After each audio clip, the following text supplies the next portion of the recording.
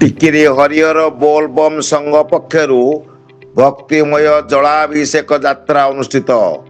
ପବିତ୍ର ଶ୍ରାବଣ ମାସ ଅବସରରେ ଟିକିରି ହରିହର ବୋଲବମ୍ ସଂଘ ପକ୍ଷରୁ ଚଳିତ ବର୍ଷ 2026ର ଭବ୍ୟ ଜଳାଭିଷେକ କାର୍ଯ୍ୟକ୍ରମ ଭୌତିକ ଓ ଆଧ୍ୟାତ୍ମିକ ପରିବେଶ ମଧ୍ୟରେ ଅନୁଷ୍ଠିତ ହୋଇଛି।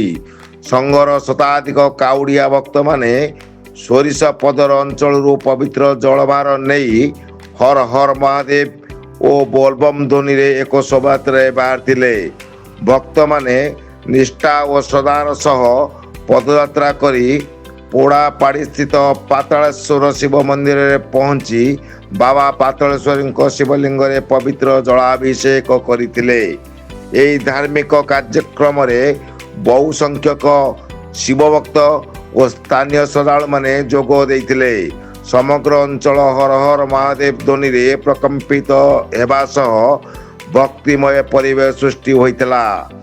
ଜଳାଭିଷେକ ପରେ ସମସ୍ତ ଭକ୍ତଙ୍କ ମଙ୍ଗଳ କାମନା କରାଯାଇଥିଲା। ଏହି କାର୍ଯ୍ୟକ୍ରମର ସଫଳ ଆୟୋଜନ ପାଇଁ ଟିକିରି ହରିହର ବୋଲବମ୍ ସଂଘର ସମସ୍ତ ସଦସ୍ୟଙ୍କ ସହଯୋଗ ଓ ଶୃଙ୍ଖଳାକୁ ସ୍ଥାନୀୟ ଅଞ୍ଚଳରେ ପ୍ରଶଂସା କରାଯାଇଛି। ଟିକିରିରୁ ଆକାଶ କୁମାର ନାୟକଙ୍କ ରିପୋର୍ଟ, ଉତ୍କଳ ଜାଗ୍ରତ ବାର୍ତ୍ତା।